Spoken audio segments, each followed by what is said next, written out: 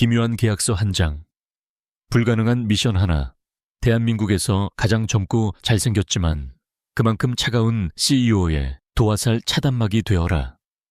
겉보기엔 그저 어설프고 덤벙대는 나.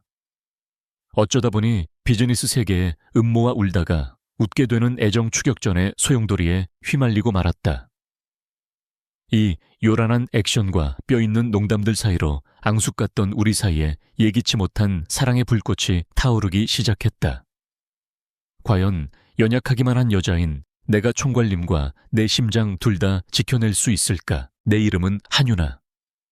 전직 국가정보원 최연소 분석팀장.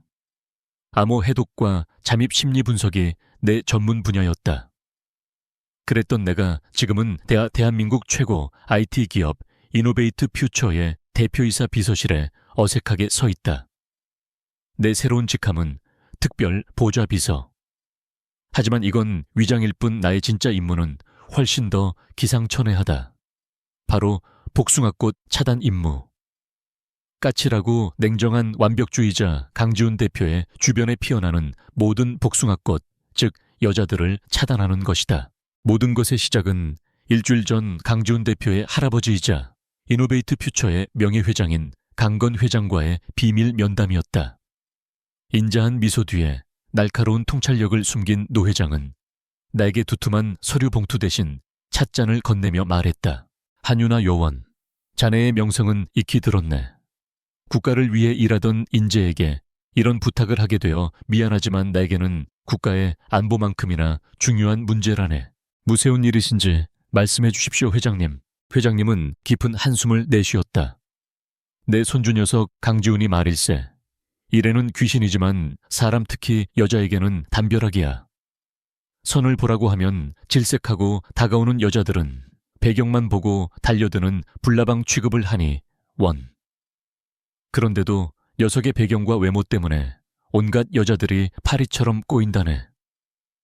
이걸 복숭아꽃이라고 하던가 녀석은 이 복숭아꽃 알레르기가 아주 심각해. 나는 침묵을 지켰다. 재벌가의 흔한 고민처럼 들렸지만 굳이 전직 국정원 요원까지 부를 일인가 싶었다. 내 표정을 읽었는지 회장님이 말을 이었다. 그저 여자들을 떼어놓는 게 전부가 아닐세. 최근 들어 경쟁사에서 지훈이 주변의 여자들을 이용해 정보를 빼내려는 움직임이 포착됐어. 사업적인 방해 공작과 결합된 아주 질 나쁜 복숭아꽃들이지. 지훈이는 일에만 빠져서 이런 위험을 전혀 감지하지 못하고 있네. 그래서 전문가가 필요한 걸세. 녀석을 완벽하게 보호하면서 동시에 녀석의 심기를 건드리지 않을 사람. 제가 어떻게 도와드리면 되겠습니까? 지훈이의 특별 보좌비서로 들어가게. 단 자네의 진짜 능력은 철저히 숨겨야 하네. 어설프고 눈치 없고 사고 뭉친 것처럼 보여야 해. 지훈이는 완벽한 사람 옆에 있는 걸 불편해하거든. 어설픈 사람을 곁에 둬야 내가 챙겨야 할 사람이라고 생각하며 경계를 풀 걸세. 자네의 임무는 모든 복숭아꽃을 사고를 가장해 차단하고 그 배후의 숨은 위협을 파악하는 것이야. 할 수 있겠나? 어설픈 연기라. 지난 10년간 스파이와 해커들 사이에서 나 자신을 숨겨온 나에게 그건 어려운 일이 아니었다. 나는 고개를 숙였다. 최선을 다하겠습니다. 그렇게 나는 이노베이트 퓨처의 심장부 대표이사 비서실에 입성했다. 최첨단 기술이 집약된 이 빌딩은 온통 유리와 강철로 이루어져 차가운 인상을 풍겼다. 비서실 직원들은 하나같이 세련되고 빈틈없는 모습으로 각자의 업무에 몰두하고 있었다. 그들 사이에서 어깨를 움츠리고 서 있는 나는 영락없는 낙하산 신입사원이었다. 한유나 씨 맞으시죠? 저는 김민준 실장입니다. 김 실장은 날카로운 눈매와 달리 부드러운 목소리로 나를 맞았다. 그는 강지훈 대표의 최측근이자 비서실의 총책임자였다. 회장님께 미리 언지를 받았는지 그는 나를 이상하다는 듯 쳐다보면서도 형식적인 안내를 시작했다. 대표님은 지금 중요한 화상 회의 중이십니다. 곧 끝나실 테니 우선 자리에서 대기해 주시죠. 저쪽이 유나 씨 자리입니다. 그가 가리킨 곳은 대표이사 집무실의 유리벽이 정면으로 보이는 그야말로 감시에 최적화된 자리였다. 자리에 앉아 어색하게 컴퓨터 전원을 켜는 척하며 주변을 살폈다. 직원들은 바쁘게 움직이면서도 힐끔힐끔 나를 훔쳐봤다. 그들의 눈에는 호기심과 경계심이 뒤섞여 있었다. 회장님의 비밀 지령에 따라 나는 최대한 어리숙하고 불안한 표정을 유지했다. 그때 집무실 문이 열리고 문제의 남자 강지훈 대표가 모습을 드러냈다. 짙은 남색 정장은 그의 넓은 어깨와 긴 다리를 더욱 돋보이게 했다. 군더더기 없는 이목구비와 차갑게 빛나는 눈동자는 마치 잘 조각된 얼음 조각상 같았다. 그는 김 실장에게 몇 가지를 지시하더니 그제야 내 존재를 알아차린 듯 미간을 찌푸렸다. 김 실장, 저 직원은 누구지? 오늘부터 일하게 된 한유나 특별보좌 비서입니다. 회장님께서 직접, 할아버지께서. 강지훈의 목소리가 한 톤 낮아졌다. 그는 나를 위아래로 훑어보았다. 그 시선에는 노골적인 불신과 짜증이 담겨 있었다. 마치 길에서 우연히 묻은 먼지를 보는 듯한 눈빛이었다. 내 비서는 내가 뽑는다고 말씀드렸을 텐데 워낙 강경하셔서. 대표님, 업무 외적인 부분에서 도움이 될 거라고 하셨습니다. 이 업무 외적인 부분이라는 말에 강지훈의 눈썹이 꿈틀거렸다. 그는 내게 다가와 턱짓으로 물었다. 이름이 한유나라고 했던가. 무슨 특기가 있어서 할아버지 눈에 든 거지. 나는 자리에서 벌떡 일어나 어색하게 허리를 숙였다. 너무 급하게 일어난 탓에 무릎이 책상 모서리에 부딪혔다. 나도 모르게 비명이 터져 나왔다. 비서실 전체에 순간 정적이 흘렀다. 강지훈의 표정은 이제 짜증을 넘어 경멸에 가까워 보였다. 됐고, 내 눈에 띄지 마. 그리고 사고 치지도 말고. 그는 차가운 말을 내뱉고는 자신의 집무실로 들어가 버렸다.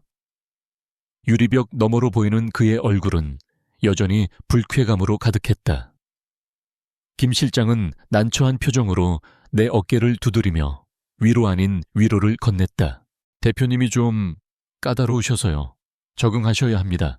나는 애써 웃으며 고개를 끄덕였다. 적응이라. 당신들의 대표를 지키러 온 비밀 요원이라는 걸 알면 어떤 표정을 지을까? 속으로 생각하며 다시 자리에 앉았다. 첫 만남은 최악이었지만 오히려 잘된 일이었다. 그의 경계심을 사는 것보다 무시당하는 편이 임무 수행에는 훨씬 유리하니까. 그리고 바로 그날 오후 나의 첫 번째 임무가 시작되었다. 어머, 지훈 오빠 여기 있었네. 로비 전체를 울리는 높은 목소리와 함께 명품으로 휘감은 여자가 등장했다. 화려한 외모, 자신감 넘치는 태도. 나는 손목의 스마트워치를 통해 즉시 신원 조회를 시작했다. 최세라, SJ그룹 최 회장의 막내딸. 강지훈 대표의 유력한 맞선 후보 중 한 명으로 끈질기기로 악명이 높았다. 그녀는 안내 데스크의 제지를 무시하고 곧장 임원 전용 엘리베이터로 향했다. 목표 확인, 코드명 복숭아꽃 01, 차단 작전 개시. 나는 자리에서 벌떡 일어나 탕비실로 달려갔다. 그리고 막 새로 내린 뜨거운 커피 2잔과 비서실에 비치된 서류 더미 중 가장 두꺼운 것을 집어들었다. 완벽한 작전을 위해서는 약간의 소품이 필요했다. 한유나 씨, 어디 가세요? 김 실장이 물었지만 나는 다급한 표정으로 저 대표님께 드릴 서류랑 커피가 라며 얼버무리고는 엘리베이터 홀로 향했다. 최세라는 엘리베이터 버튼을 누르며 거울에 비친 자신의 모습을 확인하고 있었다. 나는 일부러 발을 헛디디는 척 균형을 잃은 척하며 그녀의 동선으로 돌진했다. 모든 것은 초 단위로 계산된 움직임이었다. 여모, 깍! 나의 비명과 최세라의 비명이 거의 동시에 터져 나왔다. 내가 들고 있던 커피 2잔은 정확하게 그녀의 하얀 구두와 명품 가방 위로 쏟아졌다. 동시에 서류 더미는 공중으로 날아올라 눈처럼 흩날리며 엘리베이터 앞을 완벽하게 뒤덮었다. 나는 그대로 바닥에 주저앉아 엉망이 된 서류와 커피 자국을 보며 울상을 지었다. 어떡해. 죄송합니다. 정말 죄송합니다. 제가 오늘 첫 출근이라 너무 긴장해서 최세라는 자신의 비싼 구두를 내려다보며 경악을 금치 못했다. 너 뭐야? 이게 지금 뭐 하는 짓이야? 이 구두가 얼마짜리인 줄 알아? 정말 죄송해요. 제가 다 변상해 드릴게요. 흑흑.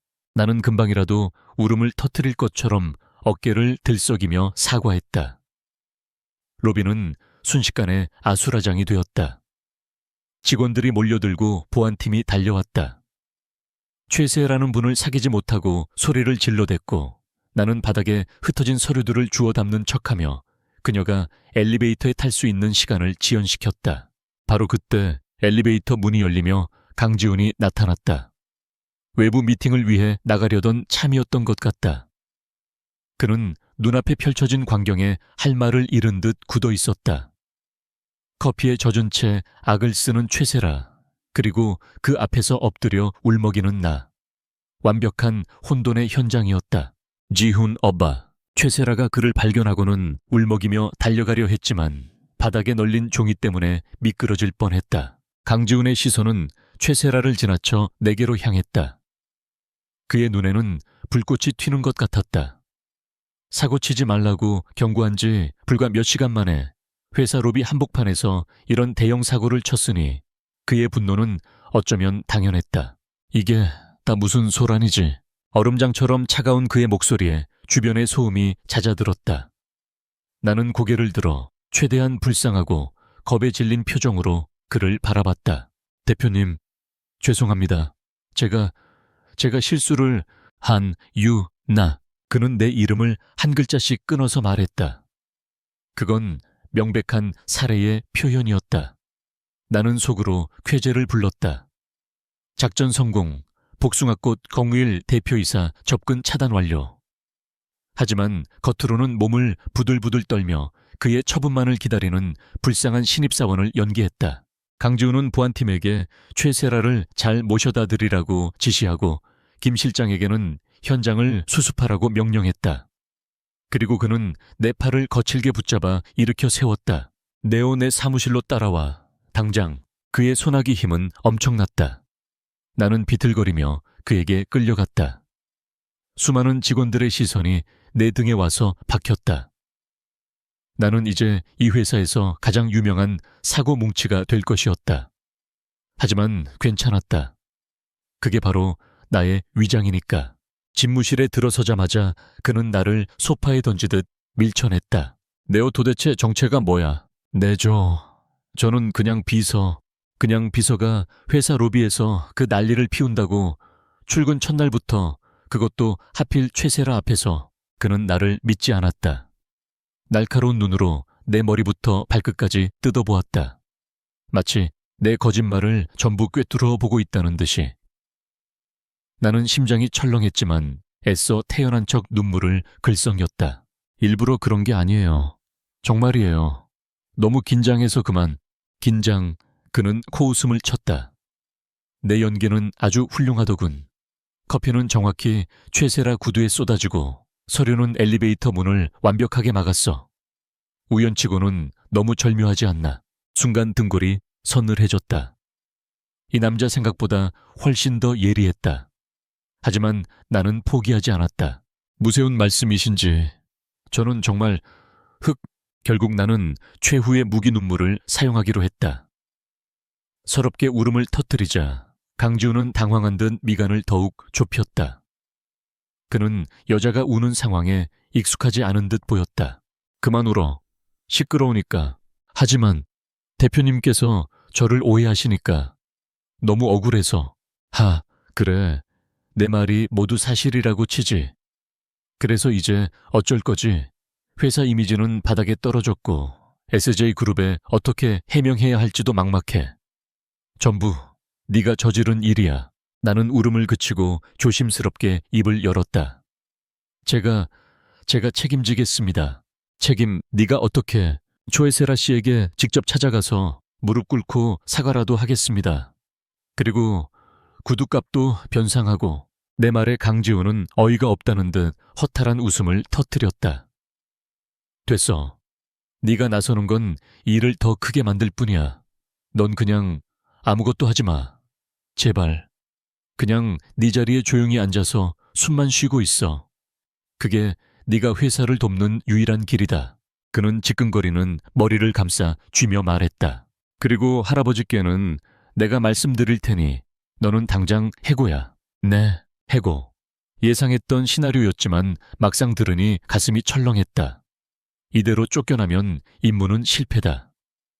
나는 회장님이 미리 알려주신 비장의 카드를 꺼내들었다. 회장님께서 제가 회사에 적응할 때까지는 아무도 저를 해고할 수 없다고 하셨는데요. 계약서에도 명시되어 있습니다. 강지훈의 얼굴이 딱딱하게 굳었다. 뭐라고? 나는 가방에서 주섬주섬 계약서를 꺼내 그에게 보여주었다. 특별 고용계약이라는 제목 아래 고용기간 중 대표이사는 특별한 사유 없이 한유나 비서를 해고할 수 없다는 조항이 선명하게 적혀 있었다. 그리고 그 아래에는 강건 회장의 친필 사인이 들어가 있었다. 강지훈은 계약서를 빼앗아 들고 몇 번이고 읽어보았다. 그리고는 종이를 구겨버릴 듯 세게 움켜쥐었다. 그는 함정에 빠진 맹수처럼 거친 숨을 몰아쉬었다. 할아버지께서 도대체 무슨 생각으로? 그는 나를 노려보았다. 이제 그의 눈에는 분노와 함께 깊은 의심이 자리 잡고 있었다. 그는 내가 할아버지께서 심어놓은 감시자라고 생각하는 것이 분명했다. 조하, 해고는 못 시키지. 하지만 명심해. 네가 내 비서라는 사실을 나는 절대 인정하지 않을 거다. 그리고 다시 한번 오늘 같은 사고를 치면 그땐 계약서고 뭐고 상관없이 내 손으로 널 끌어낼 줄 알아. 그는 살벌한 경고를 남기고는 자신의 책상으로 돌아가 버렸다. 나는 안도의 한숨과 함께 앞으로 닥칠 험난한 미래를 예감했다. 자리로 돌아오자 김 실장과 다른 비서들이 걱정스러운 눈빛으로 나를 바라봤다. 나는 애써 괜찮다는 듯 웃어 보였다. 유리병 너머로 강지훈이 나를 지켜보고 있었다. 그의 시선은 여전히 차갑고 날카로웠다. 첫 임무는 성공했다. 하지만 나는 동시에 최악의 적을 만들고 말았다. 바로 내가 보호해야 할 대상 강지훈 대표였다. 앞으로 이 냉혹한 남자와 어떻게 함께 일하며 임무를 완수해야 할까? 나는 책상에 앉아 길게 한숨을 내쉬었다. 나는 그저 연약한 여자일 뿐인데. 속으로 외치며 파란만장한 비서 생활의 시작을 직감했다. 강지훈 대표의 사무실에서 보낸 며칠은 그야말로 지옥과도 같았다. 그는 나를 완벽한 유령 취급했다. 공식적인 업무는 단 하나도 주지 않았고 대신 세상에서 가장 의미 없는 자빌들만 던져주었다. 이를테면 A4 용지를 색깔별로 분류하기, 서류 클립을 크기별로 정리하기, 심지어는 자신의 책상 위 화분에 매일 아침 정확히 200ml의 물을 주라는 지시까지 했다. 이 모든 건 나를 그의 중요한 업무 방향에서 밀어내려는 유치한 복수였다. 나는 그의 의도를 뻔히 알면서도 군말 없이 따랐다. 어설프고 순진한 신입사원 연기를 계속하기 위해서였다. 나는 클립통을 엎지르기도 하고 화분에 물을 주다가가 바닥을 흥건하게 만들기도 했다. 그럴 때마다 유리병 너머의 강지훈은 나를 한심하다는 듯 쳐다보았고 나는 더욱더 불쌍한 표정을 지어 보였다. 비서실 직원들은 어느새 나를 강 대표가 할아버지 때문에 어쩔 수 없이 데리고 있는 대형 사고 뭉치로 인식하기 시작했다. 완벽한 위장이었다. 하지만 책상 밑에서는 나의 진짜 임무가 진행되고 있었다. 나는 그의 모든 공식 비공식 일정을 분석하고 주변 인물들의 데이터를 수집했다. 그리고 마침내 나의 정보망에 또 다른 복숭아꽃의 개화 소식이 포착되었다. 이번 주 금요일 로열 팰리스 호텔 연간 VIP 자선 갈라. 나는 혼잣말로 중얼거리며 모니터에 뜬 정보를 빠르게 훑었다. 강지훈은 이 행사의 기조 연설자로 참석이 예정되어 있었다. 문제는 그 행사의 주요 후원사 중 하나가 SJ그룹이라는 점이었다. 그리고 최세라는 그날 행사의 호스트를 자처했다. 지난번 로비에서의 굴욕을 만회하기 위해 단단히 벼르고 있는 것이 틀림없었다. 이번에는 회사 로비가 아닌 대한민국 정적의 인사가 모두 모이는 화려한 파티장이었다. 여기서 터지는 스캔들은 이노베이트 퓨처의 주계까지 영향을 미칠 수 있었다. 나는 자리에서 일어나 대표 집무실로 향했다. 문을 두드리자 들어오지 마라는 차가운 목소리가 들려왔다. 나는 그 말을 무시하고 문을 열었다. 대표님 드릴 말씀이 있습니다. 강지훈은 서류에서 눈을 떼지 않은 채 말했다. 나는 없어. 나가. 하지만 정말 중요한 일입니다. 오늘 저녁 갈라 행사에 관한. 그제야 그는 고개를 들었다. 그의 눈에는 내가 감히 내 일정에 대해 논하려 드느냐는 경고의 빛이 어렸다. 그 행사에 무슨 문제라도 있나? 그게 그냥 느낌이 좀 안 좋습니다. 오늘 아침에 본 제 운세에 사람이 많은 곳을 피하라고 나와 있어서. 강지훈은 잠시 말을 잃었다. 그는 내 말을 이해하려는 듯 미간을 찌푸리다가 이내 어이가 없다는 표정으로 바뀌었다. 운세 지금 나보고 운세 따위 때문에 대한민국 최대의 자선 행사를 취소하라는 건가? 아니, 취소까지는 아니더라도 조심하시는 게 좋을 것 같아서요. 특히 여자를요. 나는 최대한 순진한 얼굴로 그를 바라보았다. 그는 깊은 한숨을 내쉬며 책상을 손가락으로 두드렸다. 한윤아, 너는 그냥 네 자리에 앉아서 클립이나 세고 있어. 그게 내 일이야. 그리고 오늘 밤 행사에 너는 올 필요 없어. 아니, 오지 마. 절대. 하지만 회장님께서 대표님의 업무 외적인 부분을 보조하는 것이 제 임무라고 하셨습니다. 이런 중요한 행사에 빠질 수는 없습니다. 나는 다시 한번 할아버지, 즉 회장님의 권위를 빌렸다. 강지훈의 얼굴이 다시 굳어졌다. 그는 나를 데려가느니 차라리 행사를 취소하고 싶다는 표정이었지만 기조 연설자라는 책임감 때문에 그럴 수도 없었다. 조하, 따라와. 대신 내 방향 10m 이내로 접근하지 마. 그리고 숨 쉬는 것 외에는 아무것도 하지 마. 알겠나? 네, 대표님. 나는 밝게 대답하고 사무실을 나섰다. 그의 등 뒤에서 살기가 느껴졌지만 어쨌든 1차 목표는 달성했다. 이제 화려한 전쟁터로 나아갈 시간이었다. 로얄 팰리스 호텔의 그랜드 볼룸은 그야말로 별들의 전쟁터였다. 화려한 샹들리에, 아래 최고급 드레스와 턱시도를 차려입은 사람들이 샴페인 잔을 부딪히며 담소를 나누고 있었다. 나는 회사에서 지급된 어딘가 모르게 촌스러운 디자인의 드레스를 입고 강지훈의 뒤를 따랐다. 그는 물 만난 고기처럼 수많은 거물급 인사들과 유창하게 대화를 나누었다. 나는 그의 명령대로 10m의 거리를 유지하며 조용히 벽에 기댄 채 주변을 스캔했다. 내 눈은 평범한 하객이 아닌 훈련된 요원의 눈으로 움직였다. 비상구의 위치, CCTV에 사각지대 경호원들의 동선, 그리고 가장 중요한 목표의 위치를 파악했다. 그리고 그녀가 나타났다. 최세라. 복수를 위해 칼을 간 듯 그녀는 오늘따라 더욱 화려했다.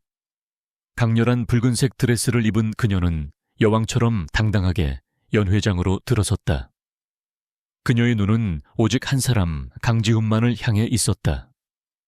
그녀는 그에게 곧장 다가가지 않고 주변 인물들과 인사를 나누며 천천히 포위망을 좁혀오고 있었다.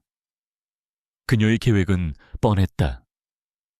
강지훈의 연설이 끝난 직후 모든 사람의 이목이 집중된 순간에 그에게 다가가 친밀한 모습을 연출하는 것. 주변에는 이미 몇몇 연예부 기자들이 우연히 자리를 잡고 있었다. 강지훈의 연설 시간은 다가왔다. 그는 연단에 올라 막힘없이 연설을 시작했다. 그의 지적인 카리스마의 장내는 순식간에 조용해졌다. 그리고 나는 움직이기 시작했다. 나의 첫 번째 목표는 연 회장 한쪽에 거대하게 쌓여있는 샴페인 타워였다. 웨이터로 위장한 정보원을 통해 나는 샴페인 타워의 다리 하나가 약간 헐겁다는 사실을 미리 파악해 두었다. 강지훈의 연설이 클라이맥스에 다다랐을 때 최세라는 연단 바로 아래쪽으로 이동했다. 연설이 끝나자마자 그를 낚아챌 완벽한 위치였다. 감사합니다. 강지훈의 마지막 인사와 함께 우레와 같은 박수 소리가 터져 나왔다. 바로 그 순간이었다. 나는 마치 발에 쥐가 난 것처럼 비틀거리며 샴페인 타워 쪽으로 향했다. 그리고 누군가와 부딪히는 척하며 계산된 각도로 타워의 헐거운 다리를 살짝 걷어찼다. 어머, 와장창 수백 개의 샴페인 잔이 무너져 내리는 소리는 박수 소리를 집어삼켰다. 황금빛 샴페인이 폭포처럼 쏟아져 내리며 바닥을 적셨다. 연 회장은 순식간에 아수라장이 되었다. 모든 사람의 시선이 샴페인 타워 그리고 그 앞에서 넘어져 있는 내게로 쏠렸다. 죄송합니다. 발에 쥐가 나서. 나는 울먹이며 사과했다. 최세라는 이 갑작스러운 소란에 연단으로 가려던 계획을 놓치고 당황한 표정으로 나를 쳐다봤다. 그 틈을 타 강지우는 분노와 당혹감이 뒤섞인 표정으로 연단에서 내려와 내 쪽을 노려보았다. 그는 내게 무언가 쏘아붙이려 했지만 나는 눈빛으로 그에게 신호를 보냈다. 지금이 기회예요. 도망쳐요. 내에 겸여해. 그는 내 의도를 알아차렸는지 혀를 차며 발길을 돌려 출구 쪽으로 향했다. 하지만 최세라도 만만치 않았다. 그녀는 곧 정신을 차리고 자신의 경호원들에게 눈짓했다. 건장한 남자 2명이 순식간에 정문을 막아섰다. 강지우는 꼼짝없이 연 회장에 갇힌 신세가 되었다. 블렘브로 전환. 나는 속으로 외치며 일어섰다. 옷은 샴페인으로 엉망이었지만 지금은 그게 중요하지 않았다. 나는 거대한 화분 뒤 사람들이 잘 보지 않는 벽으로 향했다. 그곳에는 비상벨이 있었다. 나는 근처를 지나던 웨이터의 쟁반 위로 우연히 넘어졌다. 접시와 음식들이 또 한 번 와르르 쏟아졌다. 그리고 그 반동을 이용해 내 몸은 정확하게 비상벨 스위치 위로 날아가 부딪혔다. 땡, 땡, 땡. 귀를 찢는 비상벨 소리와 함께 천장의 스프링클러가 작동하기 시작했다. 사람들의 비명과 함께 물줄기가 쏟아져 내렸다. 화려했던 파티는 순식간에 물바다가 된 재난 현장으로 변했다. 그 혼란 속에서 나는 흠뻑 젖은 채 멍하니 서 있는 강지훈에게 달려갔다. 대표님, 이쪽입니다. 나는 그의 손목을 붙잡았다. 평소에 어설픈 모습은 온데간데 없었다. 내 움직임은 빠르고 정확했다. 나는 미리 파악해둔 동선을 따라 그를 이끌고 직원 전용 통로로 향했다. 뒤에서는 최세라의 절규에 가까운 비명이 들려왔다. 우리는 미로 같은 서비스 복도를 지나 호텔의 후문으로 빠져나왔다. 밤 공기가 차가웠다. 우리는 말없이 주차장으로 향했다. 둘 다 머리부터 발끝까지 쫄딱 젖은 생쥐 꼴이었다. 채 올라타자마자 강지우는 히터를 최대로 틀었다. 차 안에는 무거운 침묵이 흘렀다. 나는 이제 곧 터져 나올 그의 분노를 기다리며 조용히 앉아 있었다. 오늘 밤 나는 그의 중요한 연설을 망쳤고 그에게 공개적인 망신을 주었으며 호텔에 막대한 피해를 입혔다. 해고 사유로는 차고도 넘쳤다. 한참이 지나도 그는 말이 없었다. 나는 조심스럽게 옆을 쳐다보았다. 그는 운전대를 쥔 채 정면을 응시하고 있었다. 그의 얼굴은 분노로 이글거리는 대신 차갑게 식어 있었다. 그는 무언가 깊이 생각하고 있었다. 그가 마침내 입을 열었을 때 그 목소리는 예상했던 것보다 훨씬 낮고 위험했다. 이상하군. 네, 모든 게 너무 이상해. 그는 천천히 고개를 돌려 나를 바라보았다. 젖은 머리카락이 이마에 달라붙은 모습이 낯설었다. 샴페인 타워는 최세라가 내게 접근하려던 바로 그 순간에 무너졌어. 비상벨은 정문이 막혔을 때 유일한 탈출로를 만들어주기 위해 울렸지. 그리고 너는 이 복잡한 호텔의 직원 통로를 마치 제 집처럼 헤치고 나왔어. 심장이 쿵하고 내려앉았다. 그는 모든 것을 눈치채고 있었다. 그저 운이 좋았을 뿐입니다. 운카이빵. 그는 피식 웃었다. 그 웃음에는 조소가 담겨 있었다. 나는 운 같은 건 믿지 않아. 특히 네가 관련된 일이라면 더더욱. 그는 차를 갓길에 세웠다. 그리고 몸을 완전히 내게로 돌렸다. 어두운 차 안에서 그의 눈이 형형하게 빛났다. 그 눈빛은 더 이상 나를 한심한 사고 뭉치로 보는 눈빛이 아니었다. 그것은 미지의 존재를 파헤치려는 분석가의 눈빛이었다. 그가 내 턱을 살짝 들어 올려 자신의 눈을 피하지 못하게 만들었다. 흠뻑 젖은 내 모습은 분명 처량해 보였을 것이다. 나는 최대한 겁에 질린 표정을 지으려 애썼다. 하지만 그의 시선 앞에서 나의 가면이 조금씩 균열을 일으키고 있음을 느꼈다. 그는 내 눈동자 깊은 곳에서 흔들리는 무언가를 본 것 같았다. 그건 공포가 아닌 임무 완수의 만족감과 정체가 탄로날지 모른다는 긴장감이었다. 그가 속삭이듯 물었다. 그 한마디가 내 심장을 꿰뚫었다. 네오, 도대체 누구지? 차가운 밤 공기 속 강지훈의 마지막 질문이 내 심장을 얼어붙게 만들었다.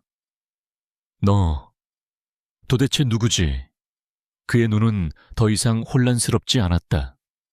그것은 내가 쳐놓은 어설픔이라는 연극의 막을 꿰뚫고 내 본질을 파헤치려는 날카로운 탐색자의 눈빛이었다. 나는 1초 만에 수십 가지 시나리오를 머릿속으로 그렸다.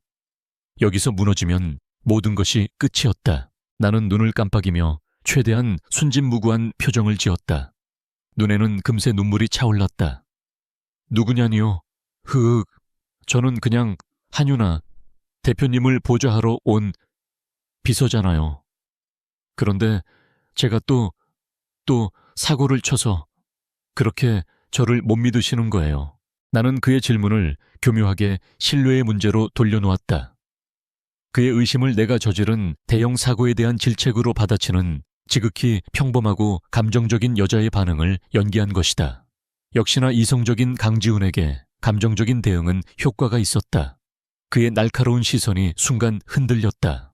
그는 우는 여자를 어떻게 대해야 할지 모르는 남자였다. 시끄러워. 울지 말라고 했을 텐데. 그는 퉁명스럽게 말하며 고개를 돌렸다. 하지만 그의 목소리에서는 아까와 같은 살기는 느껴지지 않았다.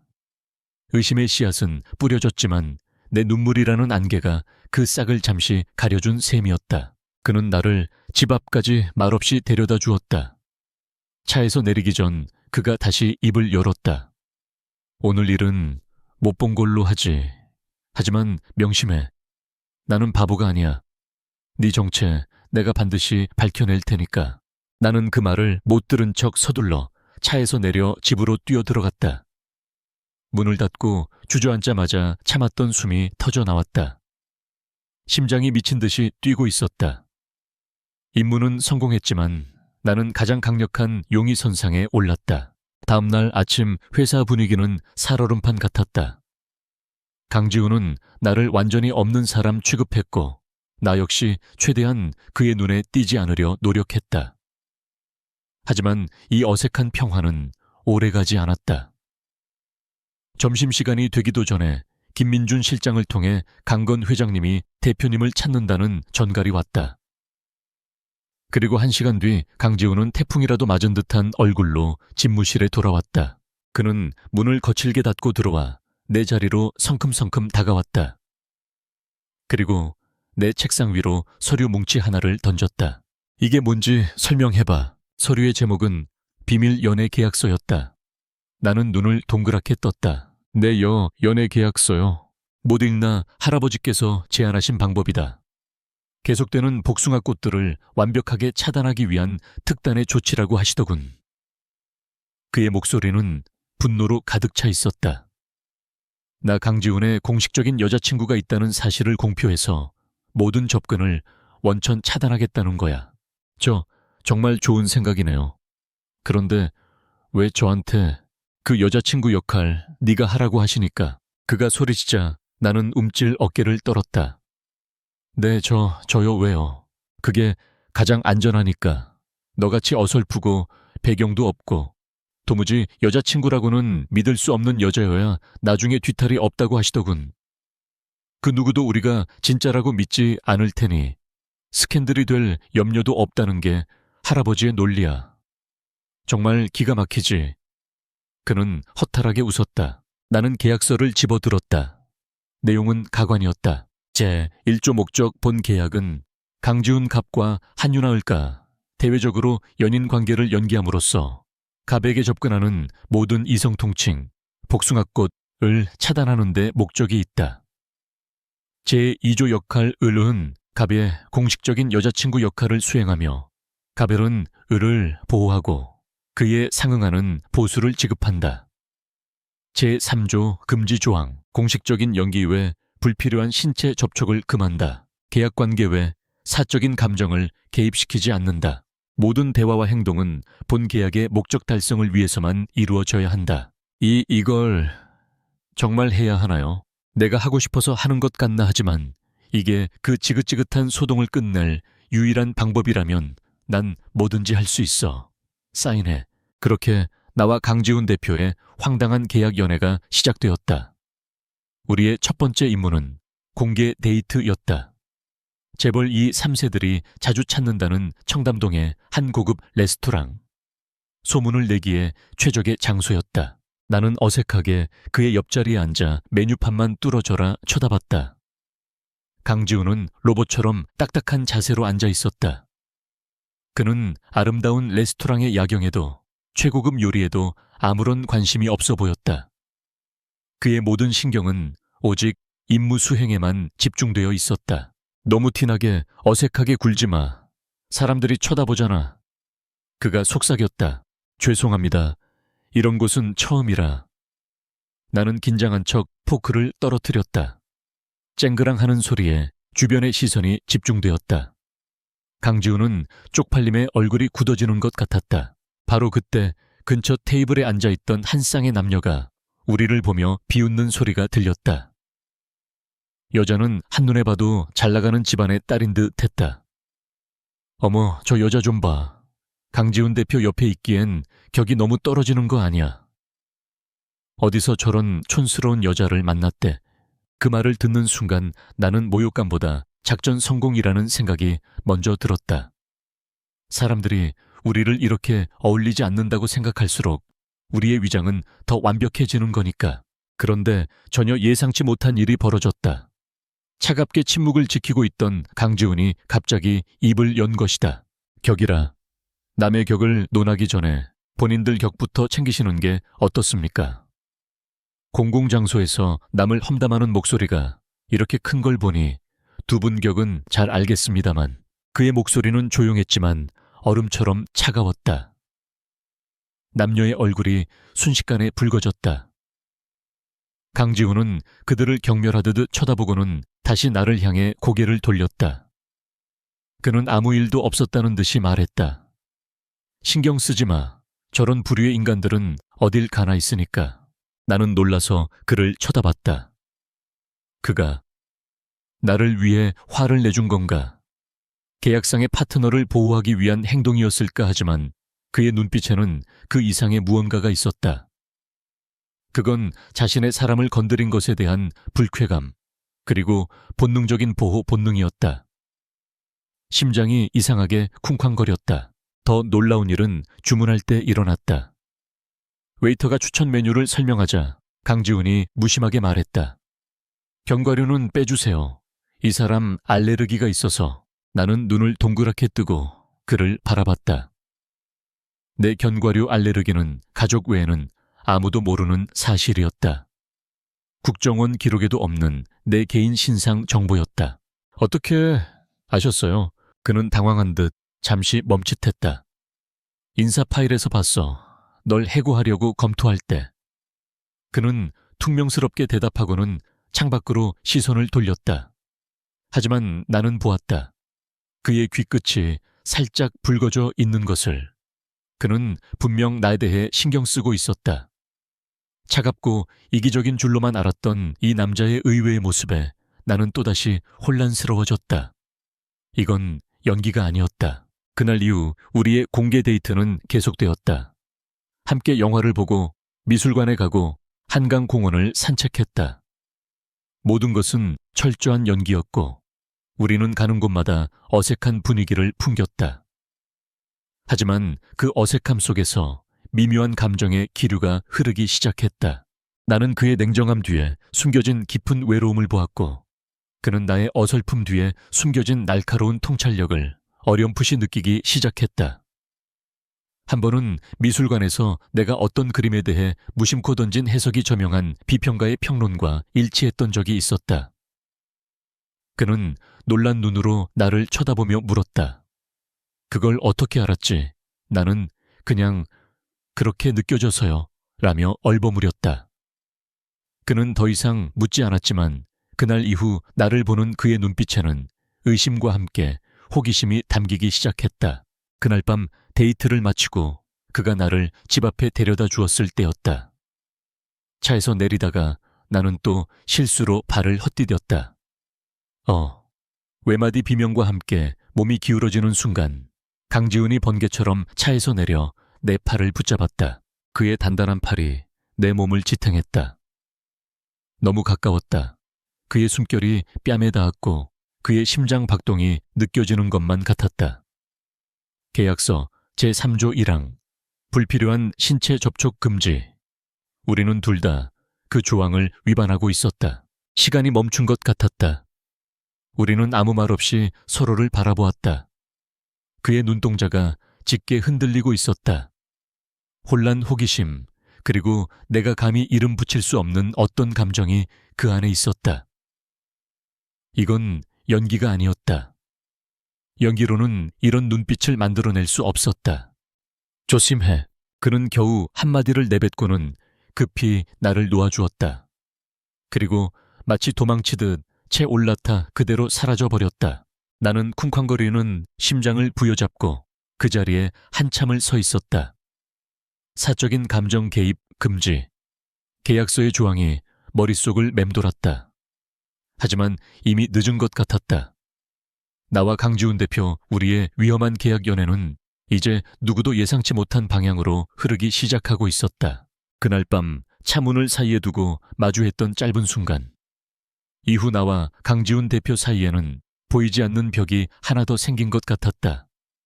우리는 여전히 계약에 따라 주말마다 연인을 연기했지만 그 연기는 전보다 훨씬 더 힘들어졌다.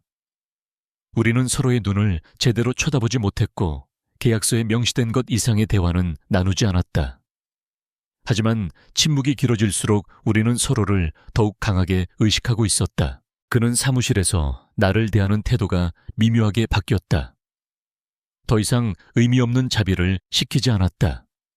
대신 그는 종종 어려운 보고서를 던져주며 이거 읽고 요약해봐 라고 말했다. 물론 여전히 나를 무시하는 듯한 말투였지만 그건 명백한 테스트였다. 그는 어설픈 비서 한유나와 미술 작품을 꿰뚫어보고 자신의 속내를 흔들어 놓았던 한유나 사이의 간극을 확인하고 싶어 했다.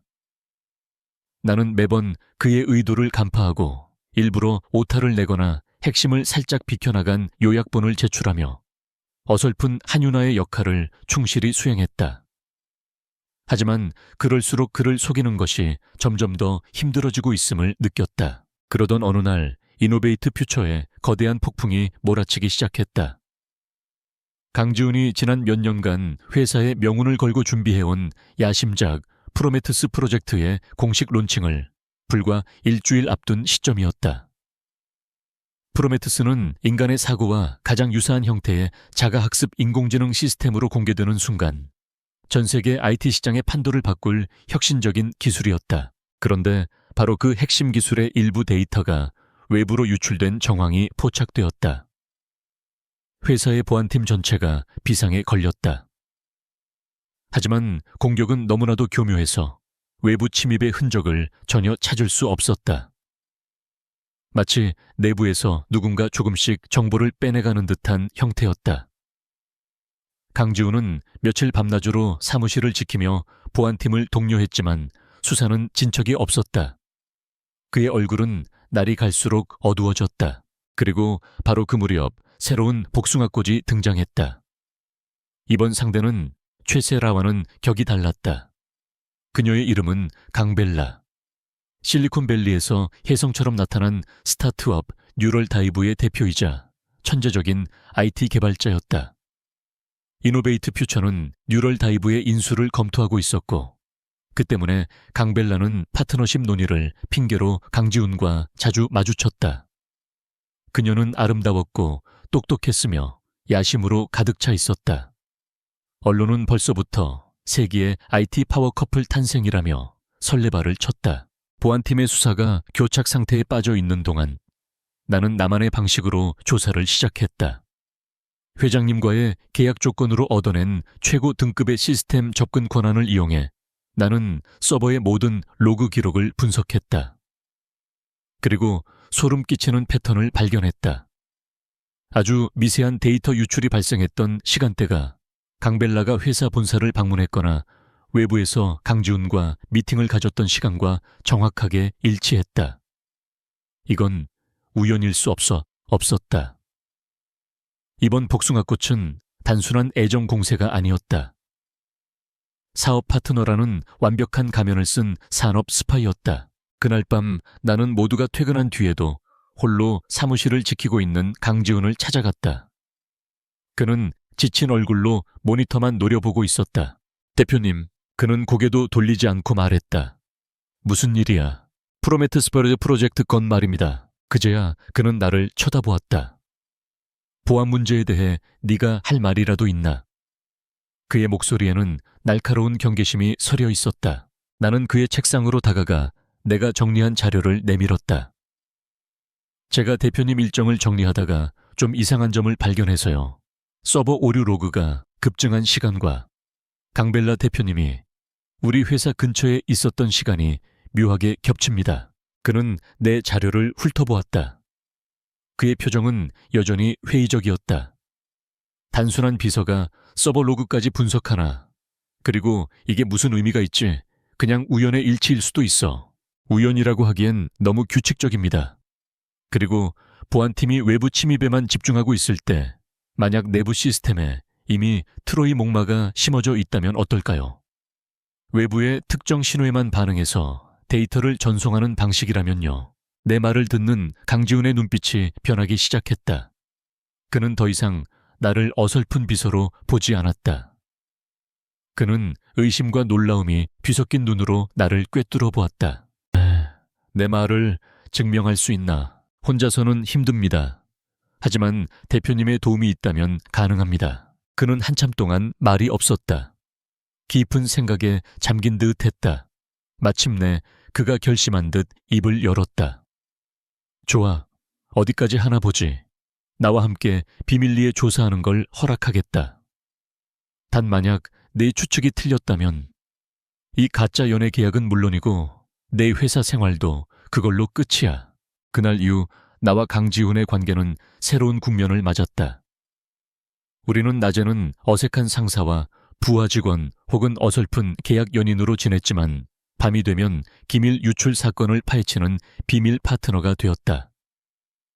그의 집무실은 우리의 비밀작전 본부가 되었다. 우리는 자주 충돌했다. 그는 정석적인 데이터를 중시했고 나는 직관과 변칙적인 가능성에 무게를 두었다. 이 코드는 아무리 봐도 평범한 시스템 로그일 뿐이야. 여기서 뭘 더 찾아내겠다는 거지? 아니요, 대표님. 이 로그들 사이에 숨겨진 미세한 시간차를 보세요. 이건 인간은 인지할 수 없는 기계가 기계에게 보내는 신호예요. 모르스 부호처럼요. 우리의 논쟁은 치열했지만 그 과정에서 우리는 서로의 진짜 모습을 보게 되었다.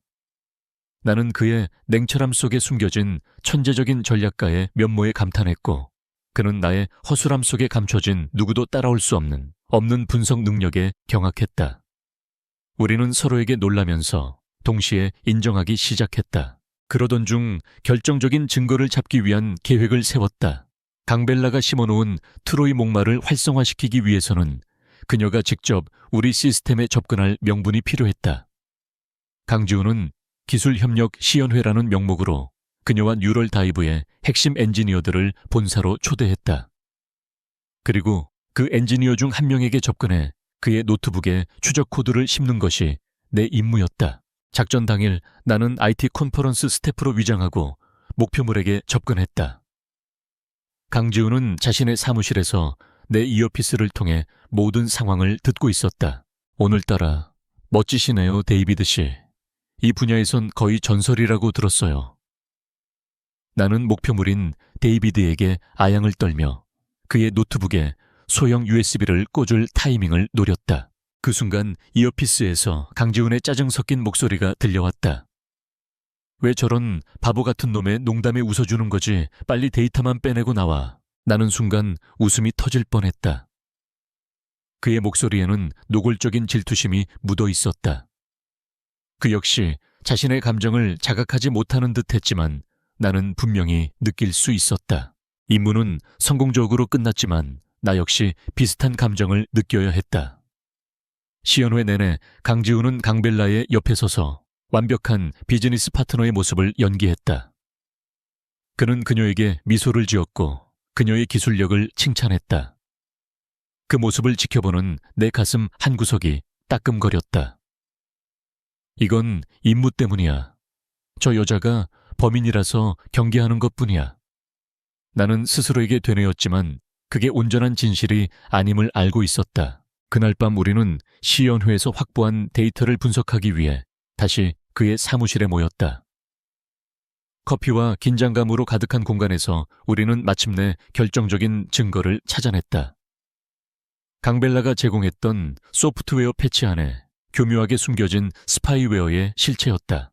찾았어. 내가 나지막이 말했다. 해냈군. 강지훈의 목소리에는 깊은 안도감이 묻어 있었다. 우리는 동시에 서로를 바라보았다. 승리의 기쁨과 안도감, 그리고 함께 힘든 싸움을 이겨냈다는 동지에 그 모든 감정이 뒤섞여 사무실의 공기를 뜨겁게 달구었다. 우리 사이의 모든 벽이 허물어지는 순간이었다. 그가 천천히 내게로 다가왔다. 그리고 손을 뻗어 내 뺨에 붙은 머리카락을 부드럽게 쓸어주었다. 그의 손길에 온몸의 신경이 곤두서는 것 같았다. 한유나 너는... 그가 무언가 말하려던 순간 우리는 정신을 차렸다. 그는 급히 손을 거두었고 어색한 기침을 했다. 아직은 때가 아니었다. 우리의 감정보다 당장 눈앞의 적을 처리하는 것이 먼저였다. 증거는 찾았지만 문제는 지금부터였다. 뉴럴 다이브와의 인수합병이 거론되는 이 시점에서 강벨라를 산업 스파이로 고발하는 것은 엄청난 스캔들을 불러일으킬 것이 뻔했다.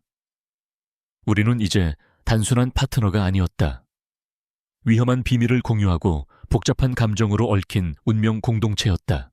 강벨라가 산업 스파이라는 명백한 증거를 손에 쥔 밤나와 강지훈 대표 사이의 공기는 이전과 완전히 달라졌다.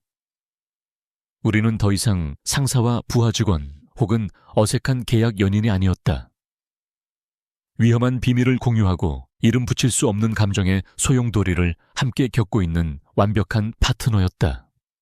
하지만 Unresolved Romantic Feelings의 긴장감은 여전히 우리 주위를 맴돌았다.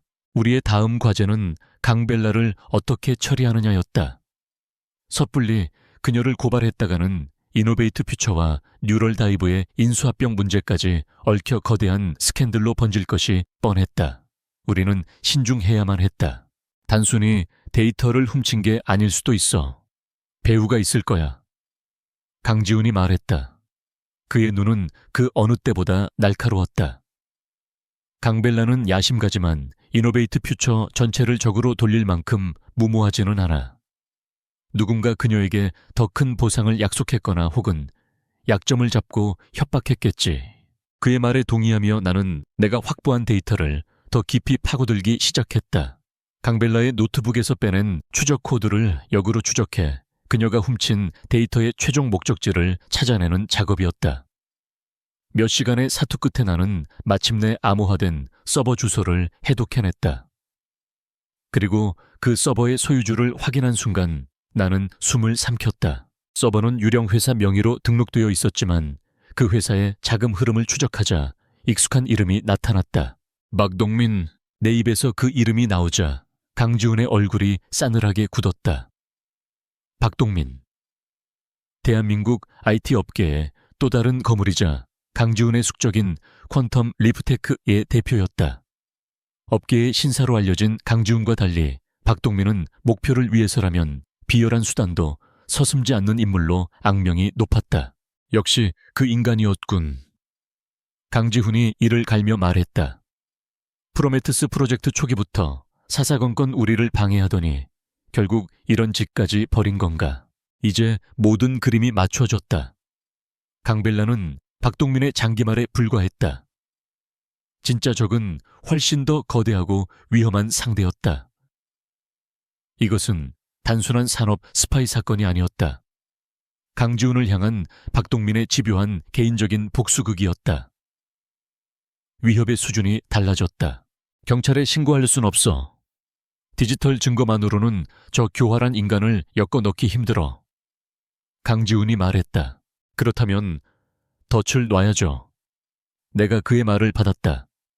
박동민이 스스로 덫에 걸려들게 만들어야 합니다. 우리는 프로메테스 그 자체를 미끼로 사용하기로 했다. 계획은 대담하고 위험했다. 며칠 뒤 강지훈은 공식적으로 프로메테스 프로젝트의 치명적인 보안 결함, 발견을 이유로 론칭을 무기한 연기한다고 발표했다. IT 업계는 발칵 뒤집혔다. 이노베이트 퓨처의 주가는 폭락했다. 강지훈은 이 사태를 수습하기 위해 긴급 이사회를 소집했다. 이 모든 것은 박동민을 속이기 위한 연극이었다. 강지훈은 우연을 가장해 강벨라에게 정보를 흘렸다. 결함의 원인이 된 소스코드 원본은 외부와 완전히 차단된 R&D 센터의 메인 서버에만 보관되어 있다고. 박동민이 지금까지 훔쳐간 데이터가 쓸모없는 것이라고 믿게 만들기 위한 미끼였다. 우리는 그가 수정된 소스코드를 훔치기 위해 물리적인 행동에 나설 것이라 확신했다. 결전의 날 긴급 이사회가 열리는 밤, 회사 건물은 텅 비어 있었다. 나와 강지훈은 R&D 센터 옆에 마련한 비밀 통제실에서 수십 개의 CCTV 화면을 지켜보고 있었다. 내가 미리 설치해둔 특수 센서들이 건물 전체의 미세한 움직임까지 감지하고 있었다. 내가 마른 침을 삼키며 물었다. 반대우 씨와 박동민은 다 된 밥에 코를 빠뜨릴 만큼 어리석지 않으니까. 강지훈이 내 옆에 바싹 다가앉으며 말했다. 그의 목소리에는 묘한 확신이 있었다. 어두운 통제실 안 우리는 서로의 숨결이 느껴질 만큼 가까이 있었다. 자정이 넘은 시각 마침내 센서 하나가 반응했다. 건물 지하 주차장을 통해 검은 옷을 입은 3명의 침입자가 나타났다. 그들은 평범한 도둑이 아니었다. 최첨단 장비로 무장한 잘 훈련된 전문가들이었다. 그들은 회사의 메인 보안 시스템을 유령처럼 통과하며 R&D 센터로 향했다. 결려들었어. 하지만 상황은 우리가 예상했던 것보다 훨씬 심각했다. 그들은 내가 설치한 보조 센서들까지 무력화시키기 시작했다. 그리고 최악의 경우 그들이 우리의 위치를 역추적해냈다. 통제실에 모니터 하나가 지지직거리며 꺼지더니 스피커에서 기계음이 섞인 목소리가 흘러나왔다. 격이 숨어있는 쥐새끼들 나온나. 심장이 철렁했다. 우리는 덫을 놓았다고 생각했지만 동시에 우리 스스로가 덫에 갇힌 셈이었다. 도망쳐야 해요. 나는 강지훈의 손을 잡고 통제실을 뛰쳐나왔다. 텅 빈 복도는 어둠과 침묵에 잠겨 있었고 그 침묵 속에서 침입자들의 발소리가 섬뜩하게 울려 퍼졌다. 우리는 그들을 따돌리기 위해 필사적으로 달렸다. 결국 우리가 몰린 곳은 메인 서버실이었다. 강지훈은 서버를 수동으로 잠그기 위해 제어판으로 달려갔고 나는 문을 막아섰다. 하지만 육중한 철문은 오래 버티지 못했다. 문이 거칠게 열리며 복면을 쓴 남자가 들어섰다. 그의 손에는 날카로운 칼이 들려 있었다. 얌전히 따라오면 다치게 하지는 않겠다, 강지훈 대표. 남자가 제어판 앞에 무방비로 서 있는 강지훈에게 다가가는 순간 내 몸은 생각보다 먼저 반응했다. 안 왜? 나는 강지훈을 거칠게 밀쳐냈다. 그리고 그의 앞을 가로막아 섰다. 남자가 휘두른 칼이 내 팔을 깊게 스쳤다. 찢어지는 고통과 함께 뜨거운 피가 흘러내렸다. 한유나, 강지훈의 절규가 들렸다. 내가 쓰러지는 모습을 본 순간 그의 눈빛이 변했다. 냉철한 기업가는 사라지고 자신의 것을 지키려는 맹수의 본능만이 남았다. 그는 옆에 있던 소화기를 집어들어 남자에게 무자비하게 휘둘렀다. 박동민의 용병은 예상치 못한 방역에 당황했고 그 순간 내가 몰래 눌렀던 비상벨 소리를 듣고 달려온 보안팀에게 포위되었다. 모든 상황이 순식간에 종료되었다. 침입자들은 제압되었고 서버는 안전했다. 하지만 나에게는 아무것도 중요하지 않았다. 팔의 고통보다 더 생생하게 느껴지는 것은 나를 향해 달려오는 강지훈의 절망적인 얼굴이었다. 그는 내 앞에 무릎을 꿇고 떨리는 손으로 내 팔에 상처를 감쌌다. 그의 하얀 셔츠가 순식간에 붉게 물들었다. 바보같이 왜 그랬어? 왜 막아선 거야? 그의 목소리는 울음과 분노로 뒤엉켜 있었다. 나는 희미해지는 의식 속에서 힘겹게 미소를 지었다. 대표님을 지키는 게 제 임무니까요. 그 순간 그의 눈에서 무언가 무너져 내렸다. 그가 나를 지키는 것이 아니라 내가 그를 지키기 위해 존재한다는 사실을 깨달은 것 같았다. 그가 내게 부여했던 모든 의심과 규칙, 그리고 그를 둘러싸고 있던 얼음 같던 벽이 산산조각 났다. 그는 피 묻은 내 얼굴을 감싸 안았다. 그리고 망설임 없이 입을 맞추었다. 그것은 부드럽거나 달콤한 키스가 아니었다. 나를 잃을 뻔했다는 공포와 터져나오는 안도감. 그리고 더 이상 숨길 수 없는 뜨거운 사랑이 담긴 절박하고 강렬한 키스였다. 혼돈의 중심에서 우리는 마침내 서로의 감정을 확인했다. 더 이상 계약도 연극도 아니었다. 이것은 진짜였다. 병원에서의 며칠은 마치 폭풍이 지나간 뒤에 고요한 아침 같았다. 강지훈 대표는 내 병실을 떠나지 않았다. 그는 회사의 산더미 같은 업무를 모두 원격으로 처리하며 내 곁을 지켰다. 더 이상 우리 사이에 어색한 침묵이나 불필요한 긴장감은 없었다. 대신 그 자리에는 말없이 서로를 바라보는 것만으로도 충분한 깊고 조용한 친밀감이 자리 잡았다. 이제 대표님이라고 부르지 마. 어느 날 오후 그가 사과를 깎아주며 말했다. 그냥 지훈 씨라고 불러. 그래도 되나요? 회사에서는, 회사에서도, 회사 밖에서도. 그가 내 말을 잘랐다. 그의 눈빛은 단호했다. 우리는 더 이상 상사와 부하 직원이 아니야. 한유나 당신은 내 파트너야. 그의 고백에 나는 더 이상 어설픈 비서를 연기할 필요가 없음을 깨달았다. 나는 조용히 미소를 지으며 대답했다. 알았어요, 지훈 씨. 우리의 관계는 이제 더 이상 숨길 필요 없는 현실이 되었다. 그리고 우리의 사랑은 박동민을 향한 마지막 방역을 준비하는 가장 강력한 무기가 되었다. 병원에서 퇴원하던 날, 우리는 경찰로부터 박동민의 용병이 모든 것을 자백했다는 소식을 들었다. 하지만 박동민은 예상대로 모든 혐의를 부인하며 용병의 단독 범행이라고 주장했다. 그 교활한 여우를 잡기 위해서는 단순한 증언이 아닌 빼도 박도 못할 결정적인 증거가 필요했다. 그 인간이 스스로 제 무덤을 파게 만들어야 해. 지훈 씨가 말했다. 그의 눈에는 차가운 분노가 서려 있었다. 우리의 마지막 작전 계획이 세워졌다. 무대는 일주일 앞으로 다가온 이노베이트 퓨처 창립 기념 갈라였다. 언론과 투자자 업계의 모든 거물들이 모이는 가장 화려하고 주목받는 자리. 우리는 그곳을 박동민을 위한 처형대로 만들기로 했다. 지훈 씨는 비밀리에 박동민에게 연락했다. 그는 침입 사건에 대한 증언을 덮어주는 조건으로 거래를 제안했다. 창립 기념 갈래 참석해서 이노베이트 퓨처와 퀀텀 리프테크의 전략적 파트너십을 공식적으로 발표하시오. 당신의 패배를 인정하고 내 앞에 머리를 조아린다면 이번 일은 없던 걸로 해주지. 그것은 박동민의 오만함을 자극하여 그를 우리의 영토로 끌어들이기 위한 미끼였다. 박동민은 분명 자신이 지훈 씨를 이겼다고 생각하며 의기양양하게 나타날 것이었다.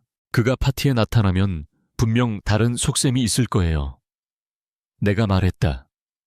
그는 그냥 당하고만 있을 사람이 아니에요. 현장에서 우리 시스템을 다시 공격하거나 다른 돌발 상황을 만들어서 혼란을 일으키려 할 겁니다. 그게 바로 당신이 할 일이야, 윤아 씨. 지훈 씨가 내 손을 잡으며 말했다. 내가 앞에서 시선을 끄는 동안 당신은 뒤에서 여우의 꼬리를 잡는 거지. 마침내 창립기념 갈라의 밤이 되었다. 나는 지훈 씨의 파트너로서 그의 팔짱을 끼고 연회장에 들어섰다. 내 팔에는 흉터를 가리기 위한 우아한 검은색 슬링이 둘러져 있었다. 그것은 나약함의 상징이 아닌 용감한 희생의 훈장처럼 보였다. 사람들은 우리를 보고 수군거렸다. 한때 웃음거리였던 우리의 계약 연애가 이제는 누구도 함부로 판단할 수 없는 진지하고 강렬한 무언가로 변해 있음을 모두가 느끼고 있었다. 우리는 더 이상 연기하지 않았다. 서로를 바라보는 눈빛, 자연스러운 스킨십, 그 모든 것이 진짜였다. 예상대로 박동민이 나타났다. 그는 승리자의 미소를 지으며 지훈 씨에게 다가와 악수를 청했다. 강 대표 좋은 날이군. 그의 위선적인 목소리가 울려 퍼졌다. 지훈 씨는 연단에 올라 환영사를 시작했다. 모든 사람의 시선이 그에게 쏠린 사이 나는 조용히 연회장을 빠져나와 미리 준비해둔 임시 통제실로 향했다. 수십 개의 모니터가 내 눈앞에 펼쳐졌다. 역시나 박동민은 가만히 앉아있지 않았다. 그는 만년필로 위장한 소형 단말기를 이용해 외부의 공범에게 비밀리에 명령을 내리고 있었다. 그의 목표는 이노베이트 퓨처의 메인 서버를 완전히 파괴하는 스코치드 어스 초토화 작전이었다. 자신이 무너지더라도 우리를 함께 끌고 들어가겠다는 심산이었다. 어리석기는 나는 조용히 읊조리며 카운터 프로그램을 가동시켰다. 보이지 않는 디지털 전쟁이 시작되었다. 나는 그의 공격을 막아내는 것을 넘어 그의 통신 회선을 역으로 장악했다. 그리고 그의 음성 명령과 단말기 화면을 고스란히 녹화하기 시작했다. 마지막 증거가 확보되는 순간이었다. 그때 자신의 해킹 공격이 실패했음을 깨달은 박동민이 최후의 발악을 시작했다. 그가 군중 속에 숨어있던 공범에게 신호를 보내자 연회장의 조명이 깜빡이고 음향 시스템에서 끔찍한 소음이 터져나왔다. 사람들이 놀라 술렁이기 시작했다. 그는 그 혼란을 틈타 연회장을 빠져나갈 생각이었다. 하지만 이 모든 것을 예상하고 있던 지훈 씨는 침착했다. 그는 당황하는 대신 연단 뒤에 거대한 스크린을 가리켰다. 신사숙녀 여러분, 잠시 기술적인 문제가 있었던 것 같습니다. 하지만 그보다 더 흥미로운 쇼에 여러분의 관심을 돌려보는 것은 어떨까요? 그의 말이 끝나자마자 스크린에는 내가 보고 있던 통제실의 화면이 나타났다. 당황과 분노로 일그러진 박동민의 얼굴, 그리고 그의 목소리가 연회장 전체에 울려 퍼졌다. 젠장. 뭐가 잘못된 거야? 당장 모든 걸 지워버려. 전부 다. 연회장은 순간 정적으로 휩싸였다. 박동민은 공포에 질린 얼굴로 스크린과 지훈 씨를 번갈아 쳐다보았다. 그의 완벽한 가면이 산산조각 나는 순간이었다. 그가 도망치려 몸을 돌렸을 때 연회장 입구에서 대기하고 있던 경찰들이 그에게 다가왔다. 모든 것이 끝났다. 악당은 체포되었고 위기는 끝났다. 지훈 씨는 연단 위에 서서 군중 속에서 나를 찾았다. 우리의 눈이 마주쳤다. 그는 나를 향해 손을 내밀었다. 나는 천천히 연단 위로 올라가 그의 손을 잡았다. 그가 마이크를 다시 잡았다. 많은 분들이 저와 이 여성의 관계에 대해 궁금해 하셨을 겁니다. 그의 목소리는 그 어느 때보다 힘차고 다정했다. 많은 분들이 장난이라 계약이라 혹은 일시적인 관계라 생각하셨죠. 맞습니다. 시작은 계약이었습니다. 그는 나를 향해 몸을 돌렸다. 그의 눈에는 세상의 모든 사랑이 담겨 있었다. 하지만 오늘 밤 저는 이 자리에서 여러분 모두를 증인으로 새로운 계약을 하고 싶습니다. 한유나는 저의 임시 여자친구가 아닙니다. 그녀는 저의 파트너이고 저의 구원자이며 제가 남은 평생을 함께하고 싶은 유일한 사람입니다. 그는 나를 끌어당겨 모든 사람이 보는 앞에서 깊고 부드럽게 키스했다. 잠시 동안의 충격적인 정적이 흐른 뒤 연회장에서는 폭발적인 박수 소리가 터져 나왔다. 그것은 더 이상 스캔들이 아닌 한편의 전설적인 사랑 이야기의 시작을 알리는 축복이었다. 이노베이트 퓨처 창립 기념 갈래소의 그 밤이 지난 지 6개월이 흘렀다. 박동민은 구속되었고 그의 퀀텀 리프테크는 몰락했다.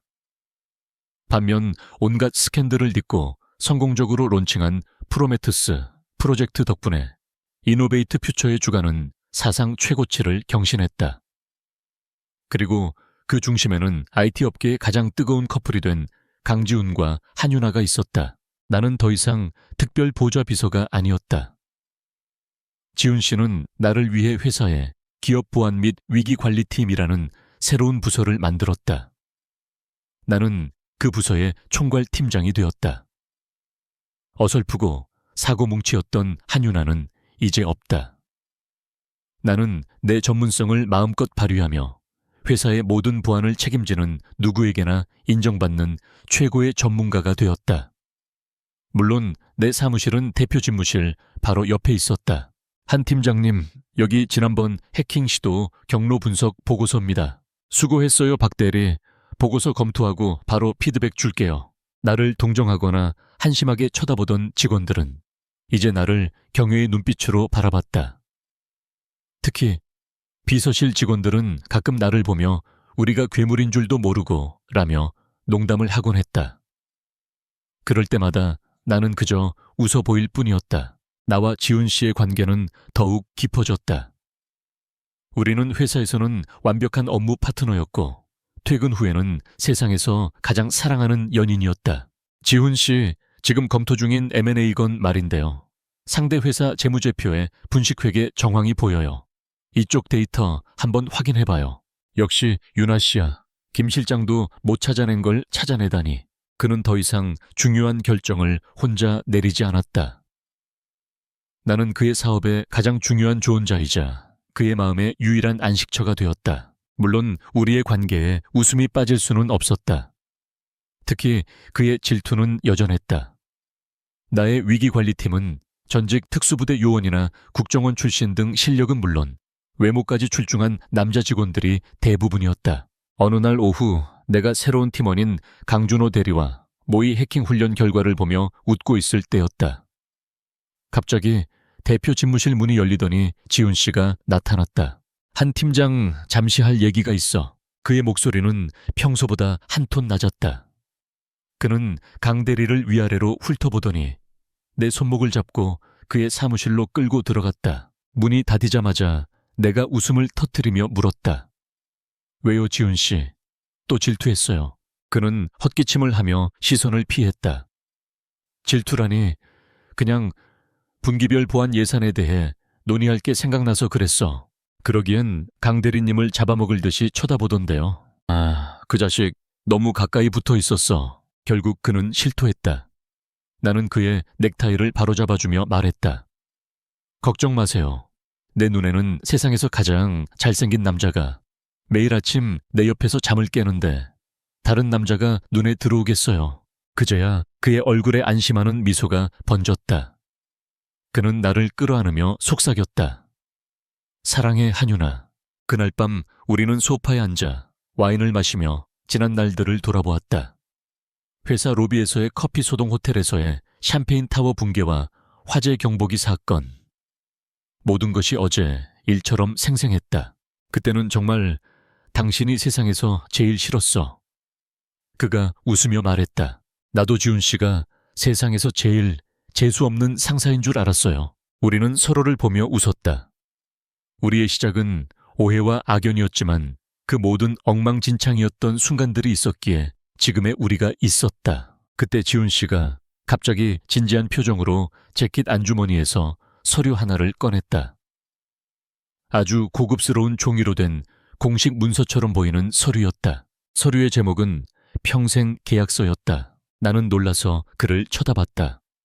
그가 미소를 지으며 말했다. 읽어봐.